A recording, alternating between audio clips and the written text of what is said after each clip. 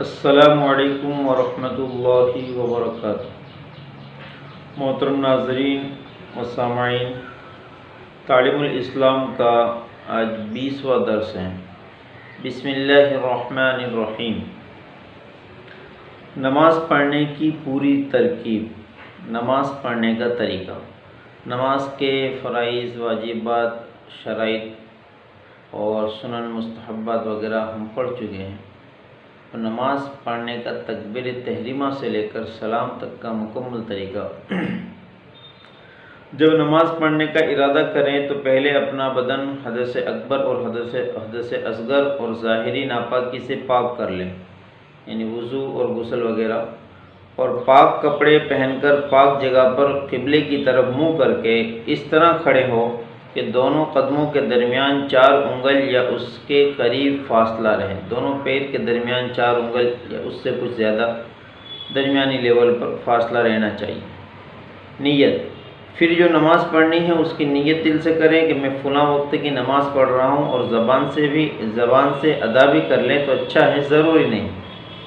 جیسے مثال کے طور پر فجر کی نماز پڑھنی ہے تو ہم فجر کی نماز کے لیے مسجد میں آئے، ہم نے وضو کیا اور ہم مسجد میں نماز پڑھنے کے لیے پہنچے، تو یہ ہمارا ارادہ اور نیت تو ہو گئی، لیکن اس کو زبان سے ہم ادا کر دیں تو ہمیں اپنی عبادت کا استحضار ہوگا، یہ اچھی بات ہے، بہتر ہے۔ تکبیر تحریمہ، دونوں ہاتھ کانوں تک اس طرح اٹھائیں کہ ہتھیلیاں قبلہ رخ ہوں اور انگوٹھے کے سرے کانوں کی لو کے مقابل ہو، انگلیاں کھلی سیدھی رہیں۔ پھر اللہ اکبر کہہ کر دونوں ہاتھ ناف کے نیچے باندھ لیں، دائیں ہاتھ کو بائیں ہاتھ پر رکھ کر اور انگوٹھے اور چھوٹی انگلی سے حلقے کے طور پر بائیں ہاتھ کے پونچے کے گرد حلقہ بنا کر اسے پکڑ لیں۔ باقی 3 انگلیاں کلائی کی پشت پر رہیں اور رخ کوہنی کی طرف ہو، نظر سجدہ کی جگہ پر ہو۔ ہاتھ باندھ کر ثنا آہستہ پڑھیں، پھر تعوذ، پھر تسمیہ، پھر سورہ فاتحہ پڑھیں۔ جب سورہ فاتحہ ہو تو آہستہ سے آمین ضرور کہیں۔ پھر کوئی سورت یا کوئی بڑی آیت یا چھوٹی 3 آیتیں پڑھیں۔ اگر امام صاحب کے پیچھے آپ نماز پڑھ رہے ہوں تو صرف ثنا پڑھ کر خاموش کھڑے رہیں۔ تعوذ اور تسمیہ اور سورہ فاتحہ قرات کچھ نہ پڑھیں۔ بغیر امام صاحب کے اکیلے نماز پڑھنے والا الفاظ صحیح اور سمجھ کر ادا فرمائیں۔ قرات صاف اور صحیح پڑھیں، الفاظ کی ادائیگی کا خاص خیال رکھیں۔ تکبیر تحریمہ یعنی اللہ اکبر کہتے ہوئے ہاتھوں کو اٹھائیں، ہاتھوں کو بالکل سیدھا رکھیں، انگلیاں کھلی ہوئی رکھیں، ملی ہوئی بھی نہ ہو، بالکل بھی کھلی ہوئی نہ ہو، درمیانی حالت پہ رکھیں۔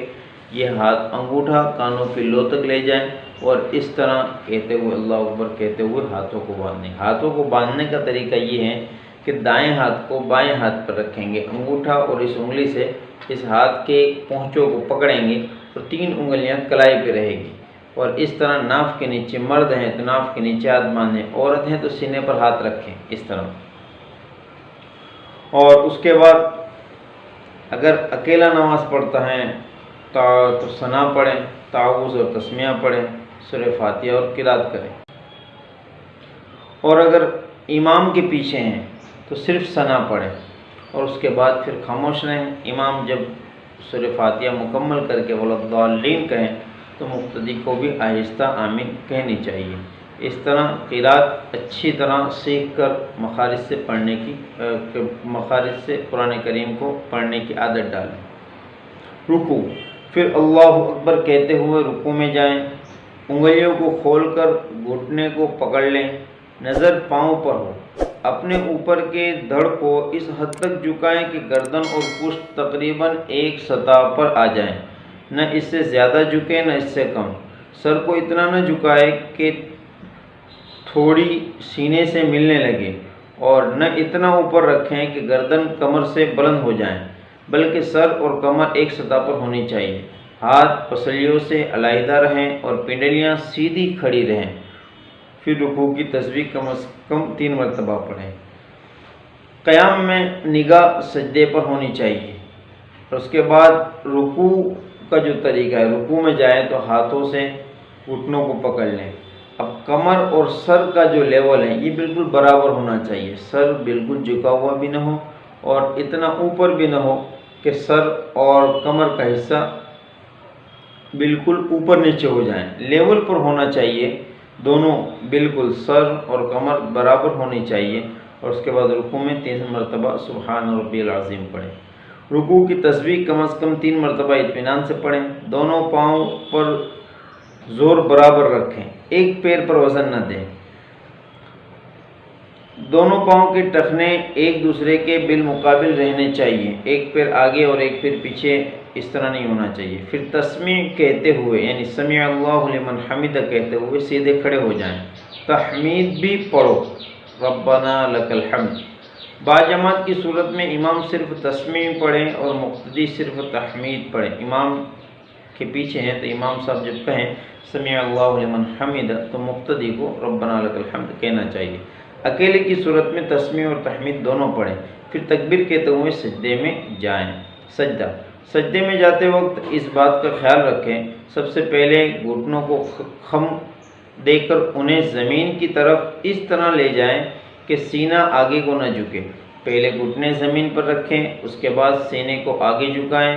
گھٹنوں کے بعد پہلے ہاتھ زمین پر رکھیں، پھر ناک اور پھر پیشانی زمین پر رکھیں۔ دونوں ہتھیلیوں کے درمیان اور انگوٹھے کان کے مقابل رہیں۔ ہاتھوں کی انگلیاں ملی رکھیں تاکہ سب قبلہ رخ رہیں۔ نظر ناک پر رہیں، کونیاں زمین سے اٹھی ہوئی پسلیوں سے علیحدہ اور پیٹ رانوں سے علیحدہ رہیں۔ سجدے کے دوران ناک زمین پر ٹکی رہیں، اٹھنی نہیں چاہیے۔ دونوں پاؤں کی انگلیاں قبلہ رخ ہوں، پاؤں سجدے کے دوران زمین سے اٹھنے نہ پائیں۔ سجدہ میں کم از کم 3 بار سجدہ کی تسبیح کہیں، پھر پہلے پیشانی، پھر ناک اور پھر ہاتھ اٹھا کر تکبیر کہتے ہوئے بیٹھ جائیں اور دوسرا سجدہ کریں، پھر تکبیر کہتے ہوئے اٹھیں اور دوسری رکعت شروع کر دیں۔ رکوع سے جاتے ہوئے سجدے کا مکمل طریقہ اور سجدہ کرنے کا پورا طریقہ کتاب و سنت کی روشنی میں بتلا دیا گیا ہے۔ یہ جو پوری نماز کی ترتیب بتائی گئی ہے، یہ اس کے ایک ایک عمل پر کتاب و سنت کے دلائل موجود ہیں۔ یعنی پیغمبر صلی اللہ تعالیٰ علیہ وسلم نے جو نماز صحابہ کرام کو سکھلائی تھی، وہی نماز کا یہ طریقہ جو احادیث سے اخذ کیا گیا ہے۔ قعدہ میں دوسرے سجدے سے اٹھ کر بایاں پاؤں بچھا کر اس پر بیٹھ جائیں، یعنی سیدھا پیر کھڑا رکھیں اور بائیں پیر کو بچھا دیں اور اس پر بیٹھ جائیں۔ سیدھا پاؤں کھڑا رکھیں، دونوں ہاتھ رانوں پر رکھیں اور اتحیات پڑھیں۔ قاعدہ میں نگاہیں رانوں پر رہیں۔ جب اشہد اللہ الہ پر پہنچے تو سیدھے ہاتھ کے انگوٹھے اور بیچ کی انگلی سے ہلکا بنائیں، اس طرح، یعنی بیچ کی انگلی اور سیدھے ہاتھ کا انگوٹھا اس طرح ہلکا بنا لیں، اور چھنگلیاں اور اس کے پاس والی انگلی کو بند کریں اور کلمہ انگلی اٹھا کر اشارہ کرو۔ لا الہ پر انگلی اٹھائیں اور الا اللہ پر جھکائیں، یعنی پہلے جب لا الہ پہ پہنچ جائیں تو اس طرح ہلکا بنا لیں، یہ انگلی سے انگوٹھے کو ملا لیں اور پھر لا پہ شروع کریں انگلی کو اور الا اللہ پہ لا پہ اٹھائیں اور الا اللہ پہ رکھ دیں۔ اسی طرح آخر تک ہلکا باندھے رکھیں، یعنی اس طرح پھر یہ جو ہلکا ہے یہ باندھے ہوئے اخیر تک رکھنا ہے۔ تشہد ختم کر کے اگر 2 رکعت والی نماز ہے تو درود شریف پڑھیں، اس کے بعد دعا پڑھیں، پھر پہلے دائیں طرف پھر بائیں طرف سلام پھیریں۔ دائیں طرف سلام پھیرتے وقت دائیں طرف منہ پھیریں اور بائیں طرف سلام میں بائیں طرف منہ پھیریں۔ داہنے سلام میں دائیں طرف کے فرشتوں اور نمازیوں کی نیت کریں اور بائیں طرف سلام میں بائیں طرف کے فرشتوں اور نمازیوں کی نیت کریں، اور جس طرف امام ہو اس طرف کے سلام میں امام کی بھی نیت کریں، اور امام صاحب دونوں سلام میں مقتدیوں کی نیت کریں۔ نیت سے مراد دل میں ارادہ ہے۔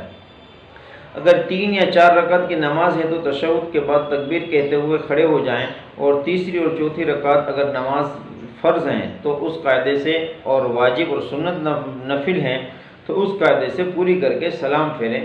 سلام کے بعد جو مصنون دعائیں ہیں، اللہم انت السلام ومنک السلام سے تبارکت یا ذی الجلال والاکرام تک، اور اللہم اعنی علی ذکرک و شکرک و حسن عبادتک پڑھیں، اور یہ دعا بھی مصنون ہے، لا الہ الا اللہ وحدہ لا شریک لہ لہ الملک و لہ الحمد وهو علی کل شیء قدیر، اللہم لا مانع لما اعطیت ولا معطی لما منعت ولا ينفع ذا الجد منک الجد۔ نوٹ: جب امام صاحب کے پیچھے نماز پڑھ رہے ہوں تو یہ ضروری ہے کہ امام صاحب جب تکبیر تحریمہ مکمل کر لیں تب آپ تکبیر کہیں، اور قیام کے دوران نظر سجدے کی جگہ پر ہوں، رکوع میں نظر پاؤں پر ہوں، لیکن امام صاحب رکوع کی تکبیر کہیں تب رکوع کریں، اس سے پہلے ہرگز رکوع میں نہ جائیں۔ سجدے میں بھی امام صاحب سے پہلے ہرگز نہ جائیں، اور نظر ناک پر رہیں۔ دو سجدوں کے درمیان اور تحیات میں نظر رانوں پر رہیں۔ ان احتیاط سے الحمدللہ خشوع و خضوع بھی حاصل ہوگا۔ امام صاحب جب سلام پھیریں تو عموماً حضرات دونوں سلام پھیر کر نماز ختم کر دیتے ہیں، اس سے نماز فاسد ہو جاتی ہیں، اس لیے ہرگز امام صاحب سے پہلے سلام نہ پھیریں، بلکہ جب امام صاحب دوسرا سلام شروع کریں تو مقتدی پہلا سلام شروع کریں۔ کسی بھی رکن میں امام سے آگے نہ بڑھے، امام سے پیچھے ہی مقتدی کو چلنا چاہیے، رکوع میں بھی، سجدے میں بھی، سلام میں بھی، ہر عمل میں، نماز کے ہر رکن میں امام کے پیچھے مقتدی کو چلنا چاہیے۔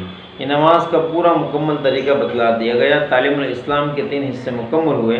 تعلیم الاسلام حصہ 4، پہلا شعبہ تعلیم الارکان یا اسلامی عقائد۔ الحمدللہ رب العالمین والصلاة والسلام علی رسولہ محمد وآلہ واصحابہ اجمعین۔ توحید کے کچھ بنیادی عقائد ہم پہلے حصے میں بھی پڑھ چکے تھے۔ سوال: لفظ اللہ کے کیا معنی ہیں؟ جواب: اللہ اس ذات یعنی خدا تعالیٰ کا نام ہے جو واجب الوجود ہیں اور تمام صفات کمالیہ اس میں موجود ہیں۔ سوال: واجب الوجود کی کیا معنی ہے؟ جواب: واجب الوجود ایسی ہستی کو کہتے ہیں یا ایسی موجود شے کو کہتے ہیں جس کا وجود یعنی موجود ہونا واجب یعنی ضروری ہو اور اس کا عدم یعنی نیستی محال ہو۔ جب واجب الوجود ہوگا وہ ہمیشہ سے ہوگا اور ہمیشہ رہے گا، نہ اس کی ابتدا ہوگی نہ انتہا، اور کسی وقت اس کی نیستی نہ ہو سکے گی، اور وہ خود بخود موجود ہوگا، کیونکہ جو چیز کسی دوسرے کے پیدا کرنے سے پیدا ہو اور وجود میں آئے وہ واجب الوجود نہیں ہو سکتی۔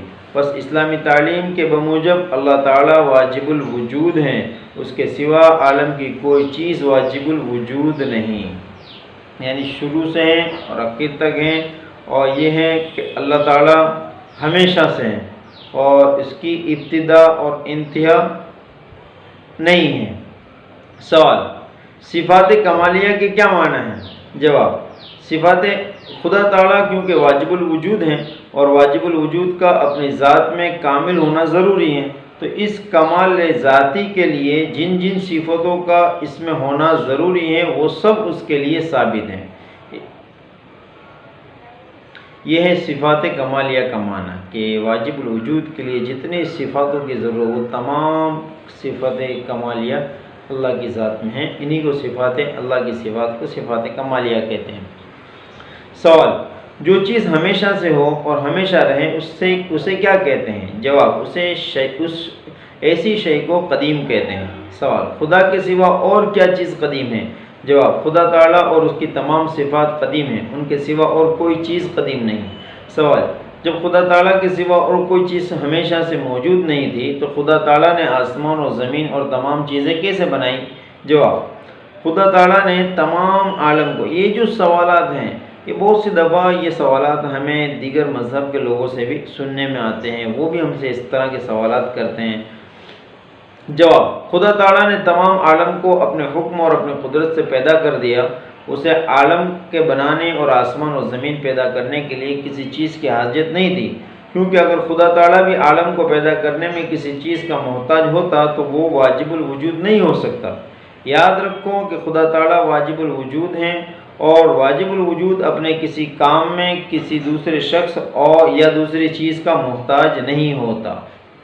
سوال: خدا تعالیٰ کی صفات کمالیہ کیا کیا ہیں؟ جواب: وحدت، قدوم یا وجوب وجود، حیات، قدرت، علم، ارادہ، سمع، بصر، کلام، خلق، تکوین وغیرہ، یہ سب کے سب اللہ تعالیٰ کی صفات کمالیہ ہیں۔ سوال: صفت وحدت کے کیا معنی ہیں؟ جواب: وحدت کے معنی ایک ہونا، یہ خدا کی صفت ہے کہ وہ اپنی ذات میں بھی ایک ہیں اور صفات میں بھی یکتا ہیں، اور توحید کے معنی خدا کو ایک سمجھنا یا اس کے ایک ہونے کا یقین اور اقرار کرنا ہے۔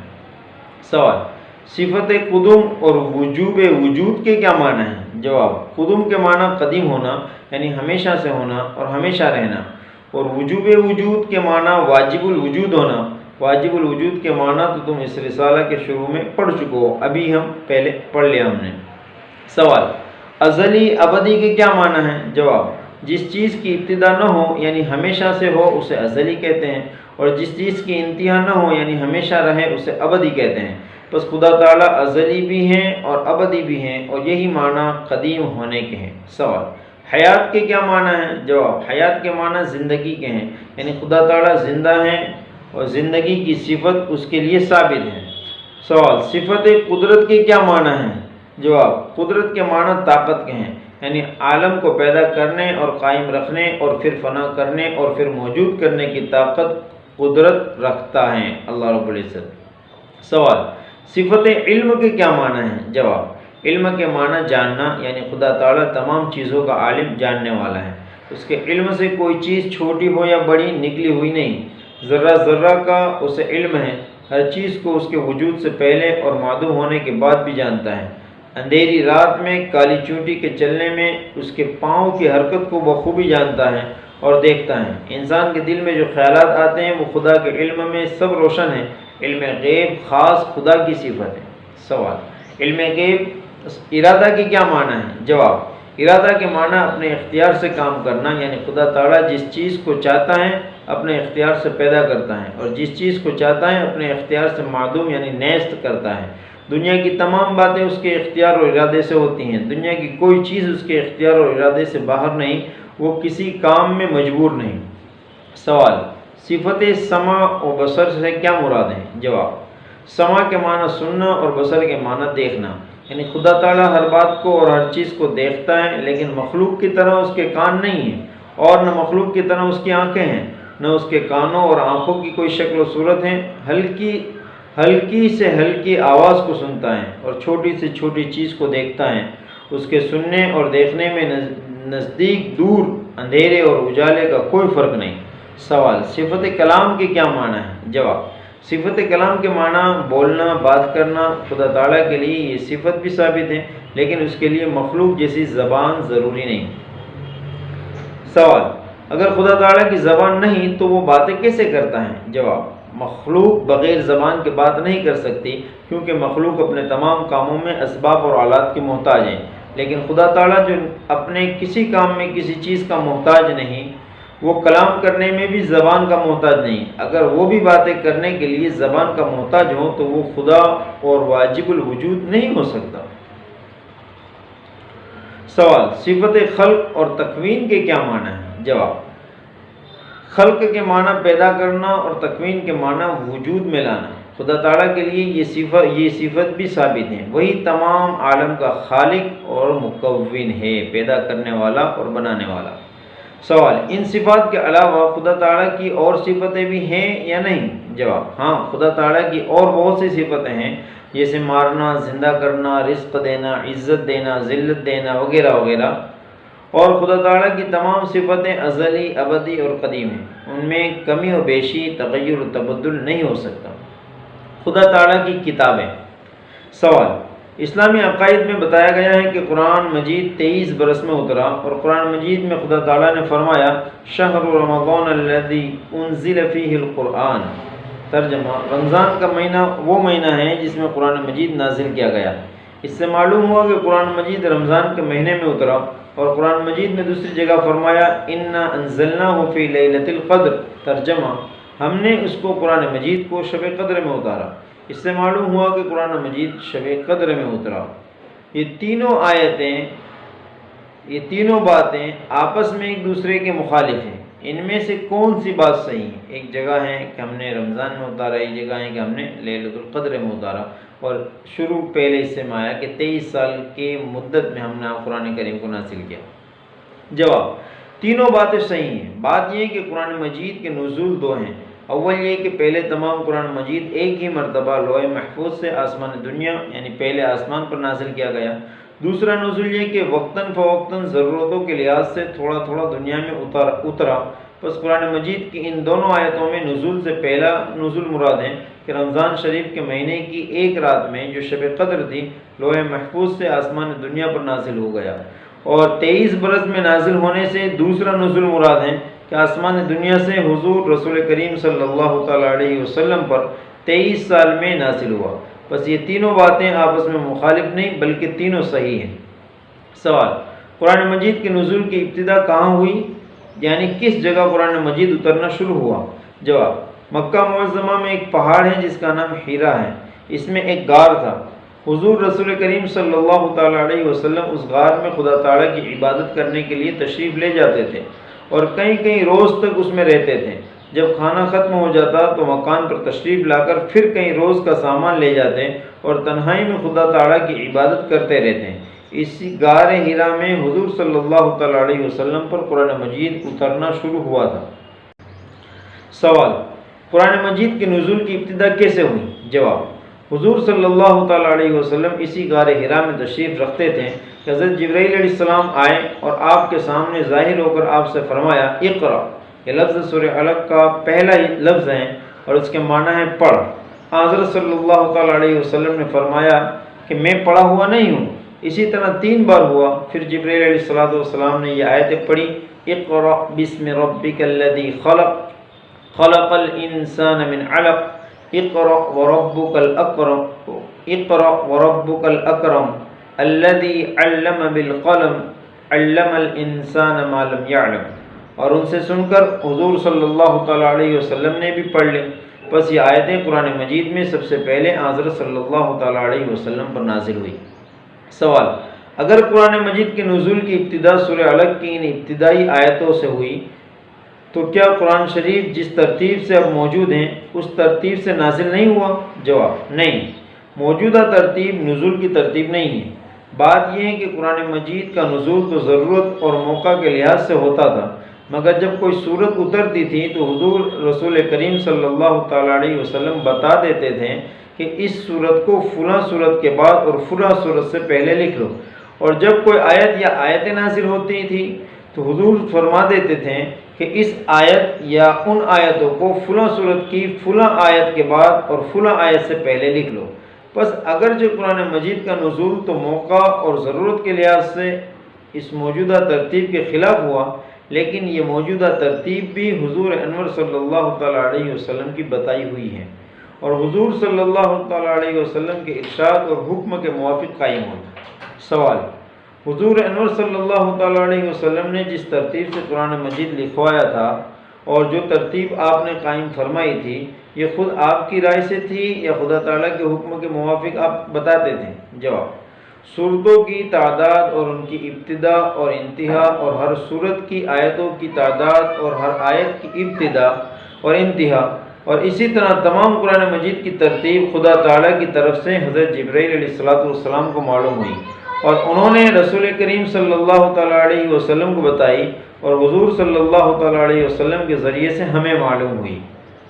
سوال: قرآن مجید کو اترے ہوئے 1400 سال سے زیادہ ہو گئے، تو اس بات کی کیا دلیل ہے کہ یہ قرآن مجید جو ہمارے پاس موجود ہیں وہی قرآن مجید ہیں جو حضور رسول کریم صلی اللہ تعالیٰ علیہ وسلم پر نازل ہوا تھا؟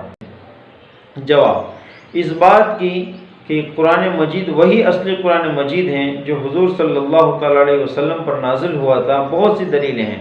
ہم چند آسان دلیلیں بیان کر دیتے ہیں۔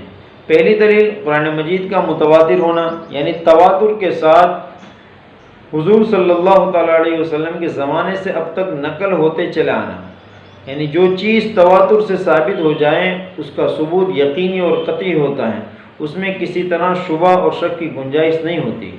سوال: متواتر اور تواتر کے کیا معنی ہیں؟ جواب: جس بات کی نقل کرنے والے اس کثرت سے ہوں کہ ان سب کا جھوٹ بولنا عقل کے نزدیک محال ہو، اس بات کو متواتر کہتے ہیں، اور اس بات کے اس طرح نقل ہوتے ہوئے چلے آنے کو تواتر کہتے ہیں۔ یعنی اتنے بڑے مجمع کا نقل کرنا کہ لوگ ان کو تمام کو ایک ساتھ جھوٹا نہیں کہہ سکتے، اور اتنے سارے لوگوں کا جھوٹ پر جمع ہو جانا بھی ناممکن و محال ہو۔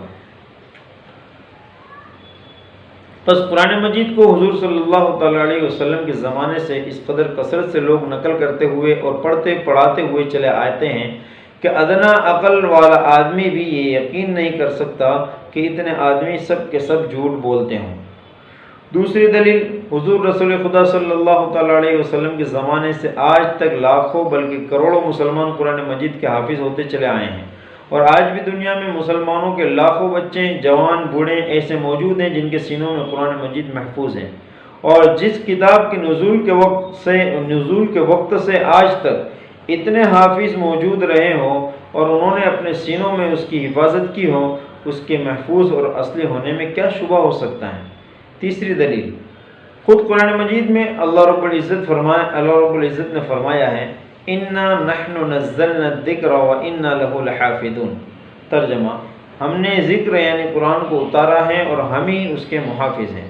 پس جب کہ خدا تعالیٰ نے قرآن مجید کی حفاظت اپنے ذمہ لی ہوئی ہے اور اس کی حفاظت کا وعدہ فرمایا ہوا ہے، تو ضروری طور پر ثابت ہو گیا کہ یہ قرآن مجید بعینہ ہی وہی قرآن مجید ہیں جو حضور انور صلی اللہ تعالیٰ علیہ وسلم پر نازل ہوا تھا، کیونکہ اس کی حفاظت کا وعدہ خدا تعالیٰ نے فرمایا تھا، بس وہ آج تک محفوظ ہیں اور انشاءاللہ تعالیٰ قیامت تک محفوظ رہے گا۔ چوتھی دلیل، قرآن مجید نے اپنے نزول کے وقت جو دعویٰ کیا تھا کہ اس جیسا کلام کوئی شخص نہیں بنا سکتا، یہ دعویٰ آج تک اس قرآن مجید کے متعلق صحیح رہا، کیونکہ جو قرآن مجید آج موجود ہیں اس کا مثل نہ کوئی شخص بنا سکا، نہ بنانے کا دعویٰ کیا، نہ بنا سکتا ہے، نہ بنا سکے گا۔ بس یہ اس بات کی کھلی دلیل ہے کہ یہ قرآن مجید وہی اصل قرآن مجید ہیں جو حضور کریم صلی اللہ تعالیٰ علیہ وسلم پر نازل ہوا تھا۔ اللہ تعالیٰ ہم تمام کو قرآن مجید سے سچی پکی محبت نصیب فرمائیں اور اس کے حقوق ادا کرنے کی ہم تمام کو توفیق